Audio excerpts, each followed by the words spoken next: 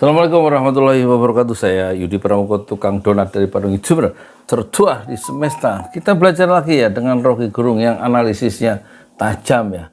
Nggak ada yang percaya KPU dan TV penyelenggara rame-rame bantah Gibran pakai earphone contekan. Yang nonton satu hari yang lalu 474.000 viewers, banyak ya. Kita lihat apa sih isinya. Saya belum lihat ini ya. Apa ini?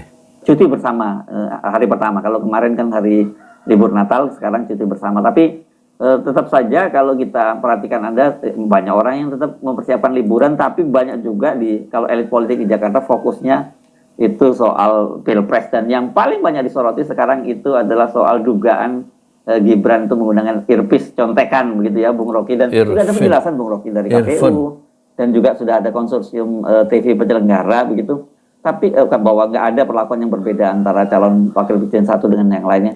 Tapi kalau kita amati, orang nggak percaya itu, Bung Rocky. Ini kan susah ini jadinya ya. Iya, itu di dalam mitologi Yunani ada seorang dewi, namanya Cassandra. Cassandra ini dewi yang selalu mengucapkan mampu untuk menebak masa depan bahkan, dan dia selalu benar tuh, dia jujur itu. Tetapi dia dikutuk oleh dewa-dewa di Olympus, bahwa apa yang dia ucapkan nggak akan ada yang percaya tuh. Lalu dalam psikologi itu disebut Cassandra kompleks, Cassandra syndrome. Jadi ini juga peristiwa kemarin itu masuk dalam kategori itu, Cassandra syndrome. Kendati KPU atau siapapun mau bikin pengakuan, tapi orang nggak percaya tuh. Kalau udah keburu, apalagi kalau ini udah ada keburu semacam pretext bahwa ya Pak Jokowi juga suka bohong. Iya. Nah, banyak data yang diucapkan Gibran juga bohong. Nah, kelihatannya orang akan bongkar itu lebih. Bapak sama anak podo ae piye Indonesia ini. Itu tadi katanya Jokowi bapaknya suka bohong, itu anaknya juga, ya kan? Lah gimana sih? Kok masih mau ngulangi kesalahan yang sama? Ya, mobil SMK tuh bohong. Itu kalau penjelasannya itu ya, FX Sudiatmo itu ya. Waktu itu kan dia tahu persis soal mobil SMK. Ada pabriknya di Boyolali, nggak ada produksinya, kata. Wawancara itu loh, FX Sudiatmo, yang bekas wali kota Solo itu, yang orang Katolik, orang Kristen itu, yang sekarang jadi lawan dari Jokowi, padahal dia orang PDIP yang sekarang dia marah betul terhadap, ya udah begitulah, semua orang tahu ya kan.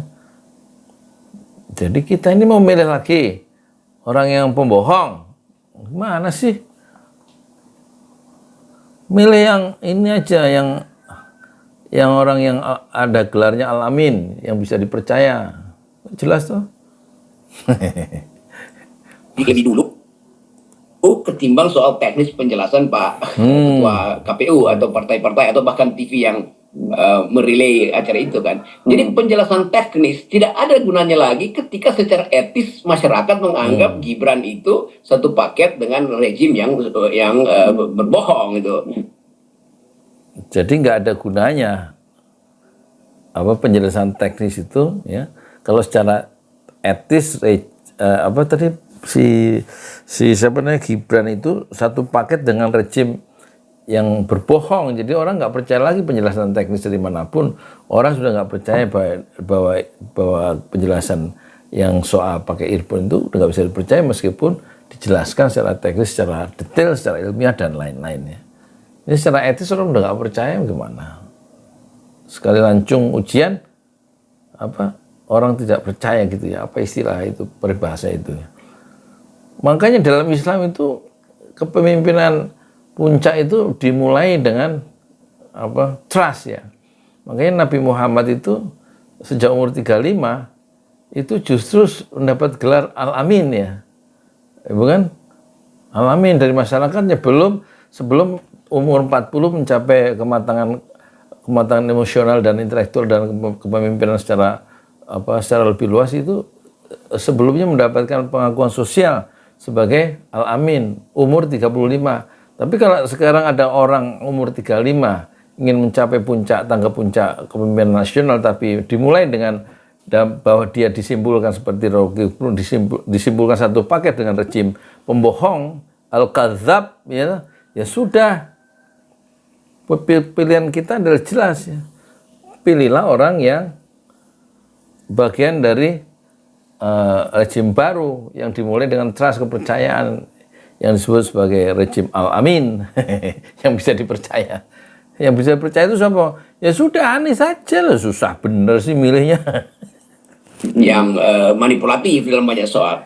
Jangan Ganjar, Mahfud, ada Mahfud, faktor Mahfud yang membubarkan FPI. Kalau itu ada 6 dibunuh oleh negara, 6 orang pengawal Habib Rizik Syihab, Mahfud diem aja. Berarti dia kalau diem aja, nggak melayangkan surat bela sungkawa ke keluarga 6 syuhada itu kan, anggota Laskar Front Pembela Islam. Kalau diem aja berarti dia setuju. Sekarang mau punya pemimpin kayak Mahfud. Ya terserah. Kalau saya sih, saya mendukung Anies, ya kan? Enggak Prabowo, meskipun tahun 2019 saya bikin video sampai 100 untuk membela Prabowo, ya karena ijtima ulama. Sekarang ijtima ulama mendukung Anies Baswedan, meskipun mempersoalkan juga soal Muhaimin, yang katanya Muhaimin, kata Habib Rizik, Muhaimin itu pernah punya keinginan membubarkan Front Pembela Islam. Ya udahlah, kita milih Anies saja, jangan milih Muhaimin lah, ya lah. Jadi kita sebetulnya merasanya mungkin aja memang benar bahwa itu semua dibikin sama itu. Tetapi ini meyakinkan publik itu bukan sekedar meyakinkan secara teknis, itu masalahnya kan. Tetapi meyakinkan secara etis tuh. Apalagi kadang-kala kita lihat bagaimana inkonsistensi Gibran di dalam menjelaskan sesuatu. Karena orang menganggap ya kalau dia konsisten, dia ngerti masalahnya, maka dia nggak akan sebut misalnya apa kemarin itu incremental capital yang satu ICOR, incremental capital output ratio tuh yang kemarin kita bahas waktu saya live itu kan, yang sebetulnya pengertiannya nggak begitu. Justru karena ada investasi maka ICOR-nya itu bisa naik bisa turun tergantung investasinya menghasilkan output apa tidak kan. Gibran pakai terbalik, bahwa ICOR itu harus dinaikkan dulu baru investasi masuk. Itu akibat dijadikan sebab, itu terbalik logikanya kan. Lalu orang ragu tuh, ini benar nggak? Apa dia sekedar nguping lalu dia ucapin ulang dan salah logikanya kan? Jadi banyak hal yang sebetulnya secara elementer itu salah pada Gibran. Tetapi memang dia kuasai panggung. Karena misalnya soal ICOR itu yang dulu kita pelajari, pengantar ilmu ekonomi semua mahasiswa pasti dapat tentang apa istilah-istilah ICOR itu. Nggak bisa ditangkap juga oleh Mahfud dan Caimin kan. Yang mestinya langsung dibantah dong. Nggak begitu dong pengertian ICOR. ICOR itu justru datang setelah investasi masuk, baru diukur ICOR-nya. Bukan ICOR-nya yang dinaikkan supaya investasi masuk, itu di mana logikanya tuh. Nah, hal-hal sepele semacam itu yang sifatnya elementer secara akademis, orang mulai ragukan. Nah, keraguan itu kemudian meluas bahwa nggak mungkin Gibran bisa nerangin banyak hal kalau tidak ada pembisiknya tuh, kira-kira begitu. Itu kecurigaan itu juga kecurigaan yang legitim, karena dari awal kan orang disodorkan semacam keyakinan bahwa Gibran akan jadi Gibran ini memang tidak memiliki kecakapan intelektual pada bidang-bidang tertentu. Dan ya itu tadi, karena ada pembisik-pembisiknya lewat earphone tadi kan, menurut pengamat ya, paling nggak sudah dibuka masalahnya oleh Suryo. Siapa itu yang orang Demokrat tuh? Suryo, siapa sih namanya?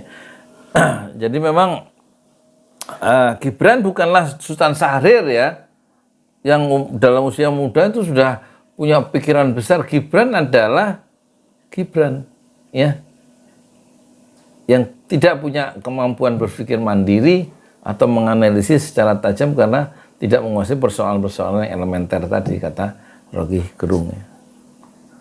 Masih mau milih Gibran?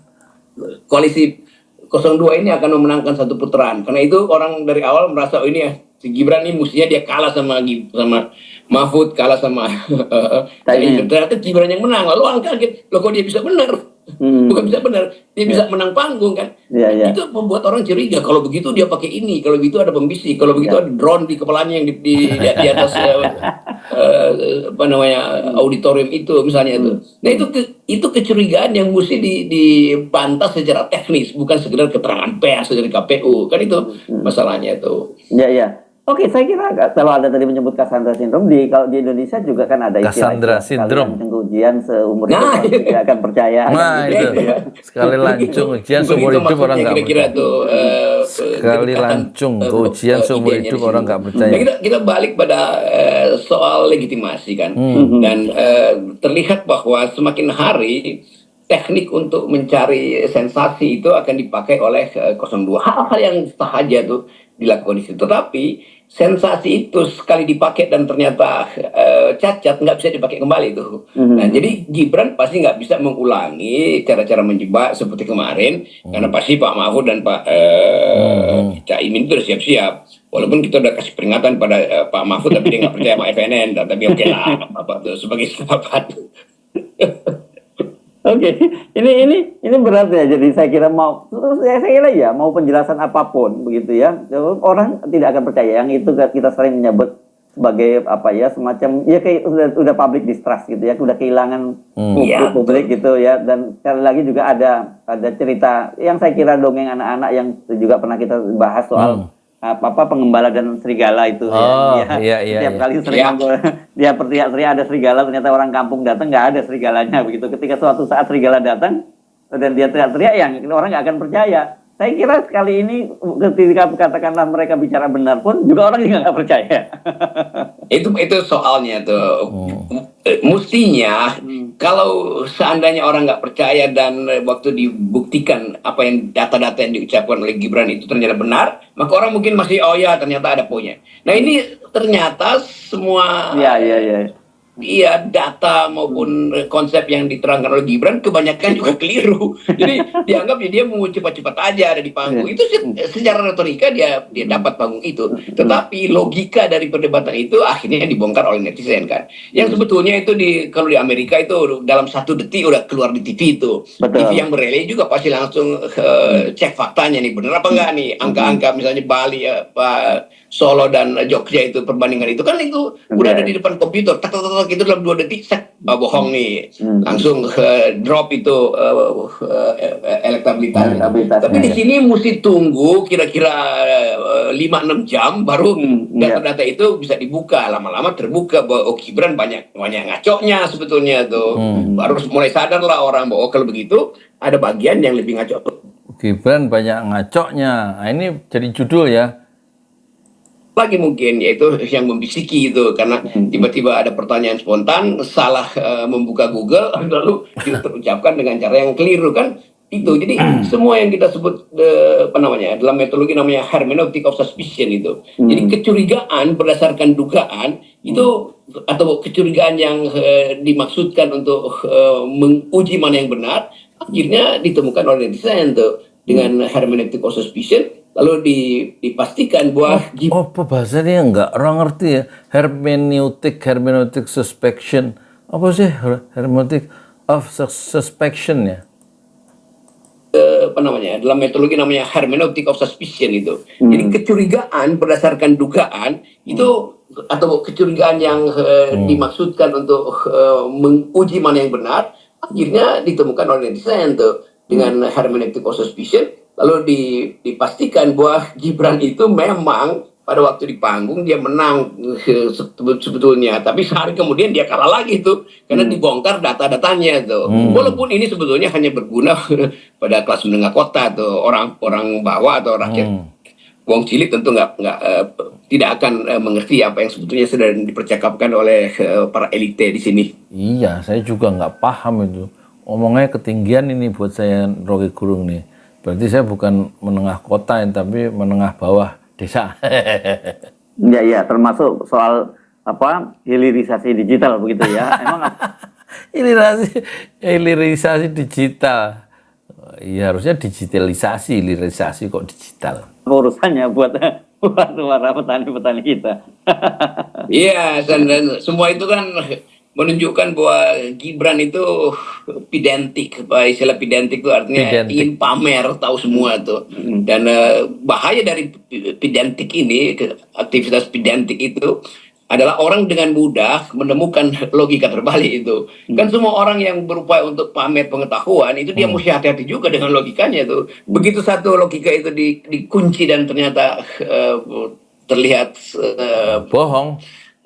ketidakjujuran di dalam berlogika, maka orang akan anggap ya lu sebetulnya cuma pamer-pamer doang tuh. Jadi itu soalnya tuh. Nah, lain kalau diskusi itu diskusi meja bundar atau apa namanya nih, analisa SWOT misalnya, atau small group discussion. Nah, itu pasti nggak Small group discussion ya.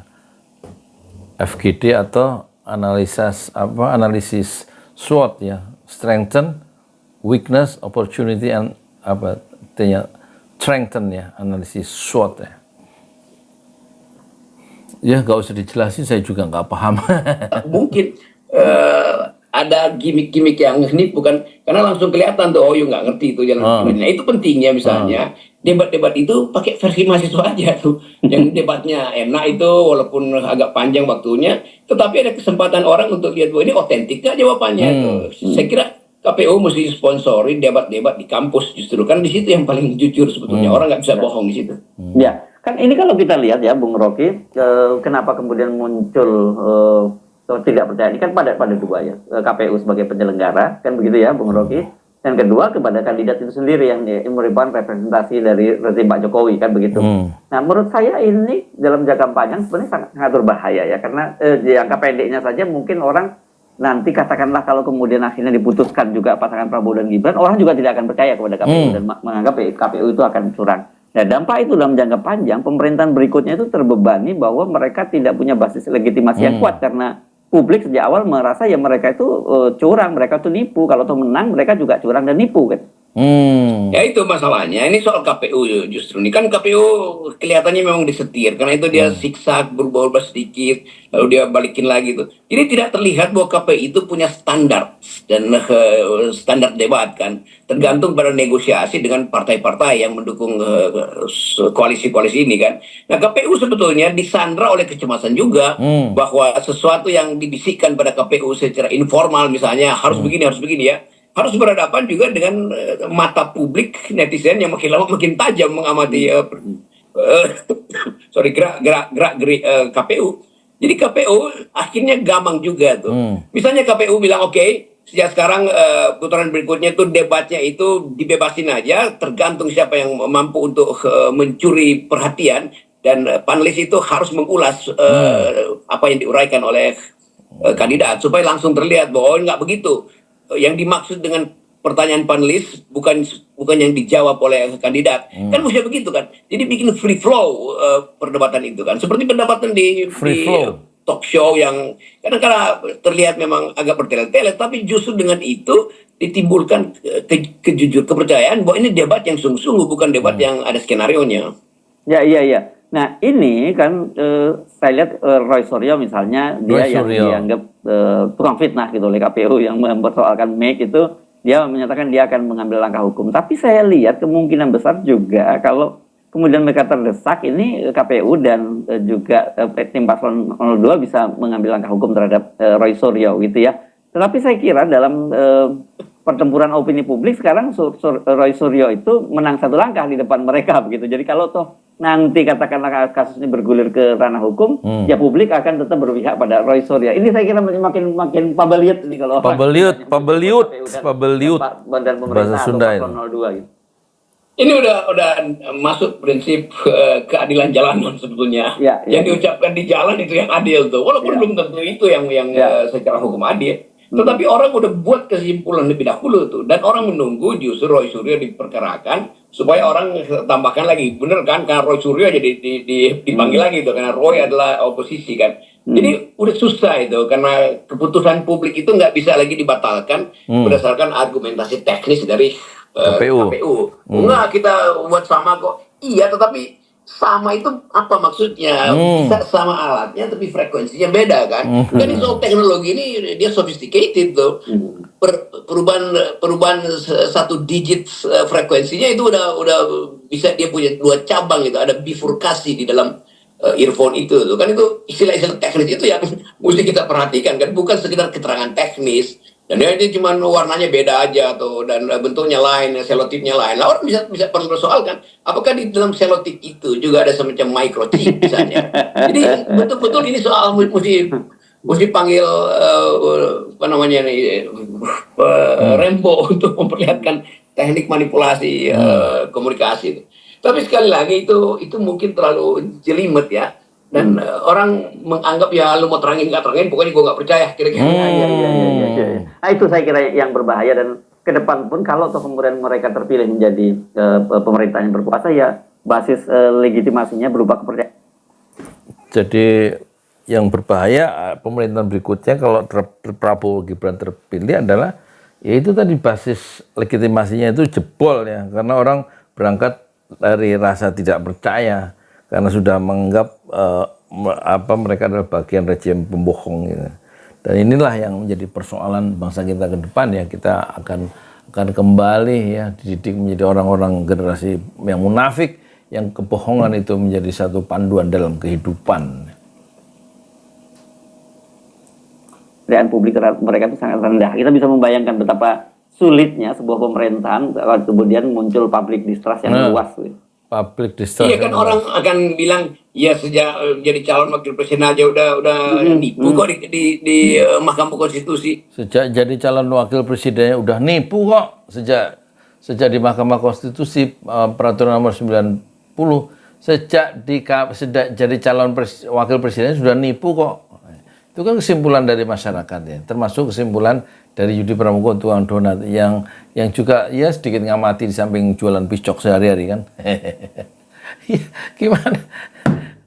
Kalau kata Tempo lebih kasar lagi, lebih tajam lagi, bahwa Gibran adalah anak haram konstitusi atau anak haram demokrasi. Entah demokrasi, entah konstitusi, pokoknya dia lahir ya ke alam demokrasi itu dengan cara yang tidak sah. Berarti anak haram tuh. Tidak sahnya apa? Yaitu lahirnya keputusan Mahkamah Konstitusi nomor 90 yang dimanipulasi oleh sang paman, sehingga sang paman itu secara etik nanti disimpulkan, divonis sebagai melakukan pelanggaran etik berat dalam Mahkamah Konstitusi, Mahkamah Kehormatan MK ya kan. Jadi memang ada masalah kelahiran Gibran sebagai calon wakil presiden itu akan menjadi beban ya, beban Prabowo, Gibran sendiri dan koalisinya ke depan. Atau kalau mereka kepilih jadi presiden akan menjadi beban 5 tahun ke depan. Basis-basis legitimasi itu begitu rapuh, begitu jebol. Orang ada semacam bahasa Hersubeno Arif tadi, ada distrust ya, ketidakpercayaan yang distrust yang meluas. Bahasanya canggih juga nih Hersubeno. Saya cuma ngulang-ngulang aja sambil nangkep, belajar meningkatkan listening skill, kemampuan mendengar itu. Saya belajar nasihat dari Tukul Arwana ya, kemampuan listening skill itu yang penting. Jadi kalau kata Rasulullah, jadilah 4 orang, jadilah salah satu dari 4 kelompok orang, dan jangan jadi yang kelima. Jadilah alim, orang yang mengajar, atau yang kalau nggak bisa mengajar, nggak bisa melakukan training dan sharing, jadilah orang yang muta'alim, orang yang belajar. Kalau nggak bisa jadi yang pertama dan kedua, jadilah kelompok orang yang mustamiun, orang yang betul-betul sungguh mendengar, ada keterampilan listening di situ. Nah, saya dalam konteks merespon ini, saya mencoba untuk menjadi orang yang kelompok yang ketiga ya, karena saya nggak terlalu pandai seperti Rocky yang bisa menjelaskan, bisa merespon, bisa mengurai, bisa mengelaborasi. Itu Rofi tingkatnya udah nomor 1 ya. Saya mau belajar juga sungguh-sungguh susah juga ya. Mungkin saya hanya tahap ketiga ya, yaitu al-mustami'un, orang yang mendengar dengan mustami'un, al-mustami'un, orang yang sungguh-sungguh. Kalau yang ketiga juga nggak bisa, keterampilan mendengar itu juga nggak mampu kita lakukan ya, karena kita memang ya begitulah ya kan. Jadilah yang keempat al-muhibbun, orang yang mencintai ilmu pengetahuan, mencintai informasi yang benar ya. Jangan sampai, jangan kata Rasul, jangan sampai menjadi orang yang kelima ya, ngajar enggak, memberikan satu public educator itu enggak ya, seperti ini, nggak bisa seperti Rocky Gerung, nggak bisa seperti Refli Harun misalnya, tapi juga nggak mau belajar sungguh-sungguh ya, dan juga nggak mau mendengar sungguh-sungguh, terus juga nggak mencintai informasi yang benar, kecuali senangnya gosip. Nah terus jangan jadi orang kelima yang nggak jadi 1, 2, nggak jadi nomor 1, 2, 3, 4, terus jadi apa? Makan tidur main aja ya kan. Dalam kehidupan itulah kelompok yang sangat berbahaya untuk dirinya sendiri di dunia dan di akhirat. Dan ini calon yang diselundupkan, maka kata selundup itu juga akan berlaku. berarti ada mikrofonnya juga diselundupkan. Jadi udah jadi satu jalan pikiran tuh, dan sebetulnya itu calon nggak yang fair diselundupkan. juga. Tetapi bagaimana kita terangkan itu kalau sekuensis dari kehadiran Gibran itu memang tidak normal. Itu Iya. Susah, Bung Rocky, kita seperti melawan arus besar gitu kalau kita mencoba, bahkan netral saja sekarang sulit untuk menyampaikan itu, apalagi sekarang disebut di era post-truth. Dan lebih parah lagi, ini bukan tidak post-truth ya, memang kemudian mereka itu dapat kebenaran, dapat justifikasi dari apa dikunjungi sama Ketua Hilmi. dilakukan oleh Pak Jokowi. Modal awalnya berapa Pak Rudi Pramuko? Ya, itu namanya hilirisasi. 750.000 rupiah aja, jadi ini 500 jutaan. Sekarang udah habis 300. Misalnya, Masya Allah, tuh udah pakai keramik, lapor nanti granit tuh kayak marmer. Masya Allah nih, sampai juga di sini. Masjid Enam Suhada, ngapa namanya Masjid Enam Suhada Pak Yudi? Kita mau mendokumentasikan perjuangan dakwah anak muda pengawal memiliki cadangan intelektual yang cukup. Masya Allah. Kenapa dia nggak bunuh sama orang kampus? Kenapa hanya 50 kilometer 50 itu kan simbol memperjuangkan dakwah itu, dan dia kita harus memberikan segalanya untuk Islam. Dan nama anak muda itulah yang sudah memberikan segalanya untuk Islam. Apa nanti nama pemuda itu ada juga di sini mungkin diterapkan? Mungkin namanya 6 Syuhada. 6 Syuhada itu, 6 Syuhada dipasang di sini, 6 Syuhada. Beb Ali, apa yang dikomentarin dari ini semua, Beb Ali? Ya, sekarang dia jadi luar biasa. Sekarang ada 700.000 kalau pengen ternyata bisa. Antara ayah dan anak itu sama. Masuk satu gang kecil, tapi bapak ini luar biasa. Kecil. Masya Allah ya. Jadi cara untuk membuktikan buat Gibran itu perjuangan Pak Yudi Pramuko, buatkan YouTuber panggung yang tidak pakai sejagat mic, tidak paling pakai tua. apa-apa. Tertua di swasta. Itu namanya forum Masya mahasiswa. Allah. Itu diuji betul-betul. Tukang donat. Jadi saya laporkan dari lapangan ini, langsung dari Masjid Enam Syuhada. Masya Allah. Itu betul diolah di kepala, bukan diolah di earphone. Kan itu mencurigakan orang. Jadi saya kira bagus juga untuk saya daripada Gibran kena masih kurang nih kecurigaan terus. atapnya katanya. Mending Gibran bilang, saya Gibran, saya bersedia untuk kalibrasi di forum manapun. Dan itu lebih fair itu kan. Demikian juga Caimin atau Mahfud sebetulnya tuh. Jadi ini masalah kita tuh, masalah menerima kejujuran dan berupaya untuk memulihkan kembali pengertian dasar tentang etika publik itu. Masalah kita adalah bagaimana kita mengembalikan lagi kejujuran dan mengembalikan pengertian dasar tentang etika publik yang selama ini etika publik itu sudah hancur lebur, ya loh. Karena alasannya kata pejabat-pejabat dan politisi itu, ya kan nggak melanggar hukum, melanggar etika ropopo, udah patasan itu sudah dihancurkan sendiri sehingga orang menghitung bahwa mereka itu taat hukum. Tapi hukum bisa dimain-mainkan juga seperti manipulasi peraturan konstitusi kan. Itu ya sah sehingga hukum yang dilahirkan oleh yang tidak keputusan yang tidak dan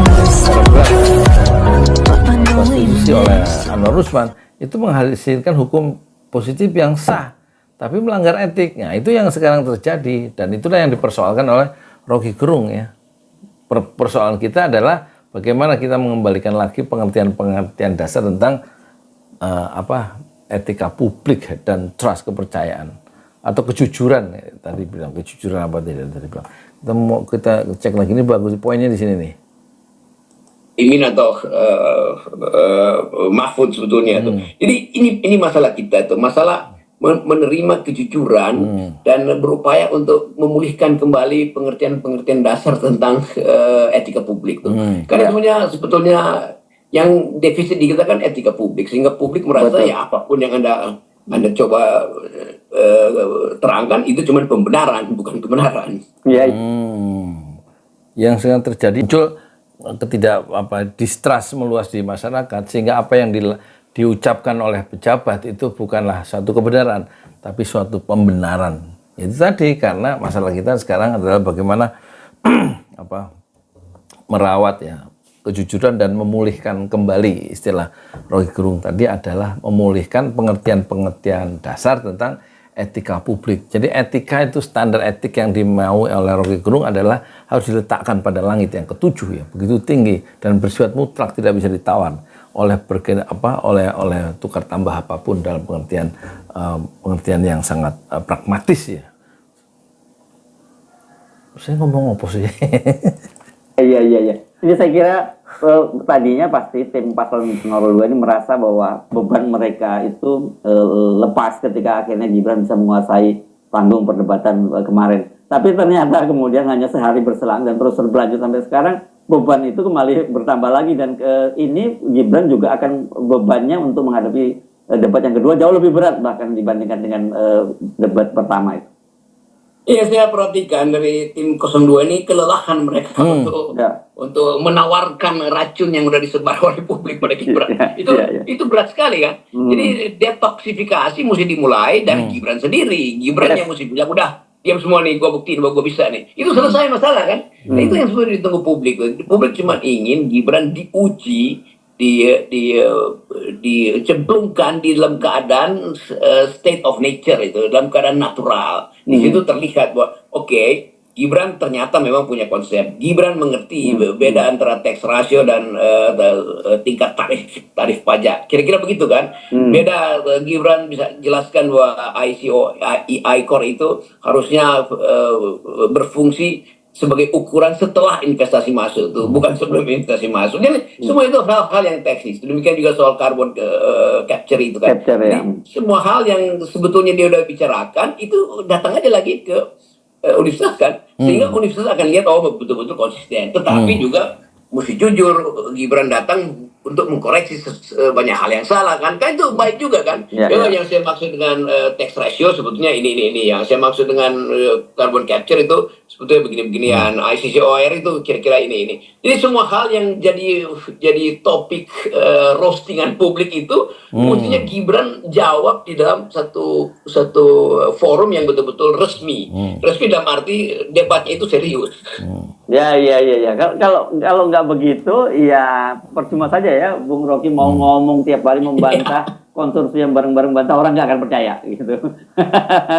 Itu sama seperti koruptor itu ajak semua pakar hukum pidana untuk membela dia. Dan sebetulnya pakar hukum pidana tahu dari awal bahwa ini nggak bisa dibela, tapi dipaksain bela. Tapi hakim tahu bahwa ini sebetulnya pakar-pakar yang disewa oleh si koruptor tuh, yang terbuka di dalam persidangan kan, itu soalnya itu. Ya, baik, terima kasih Bung Rocky.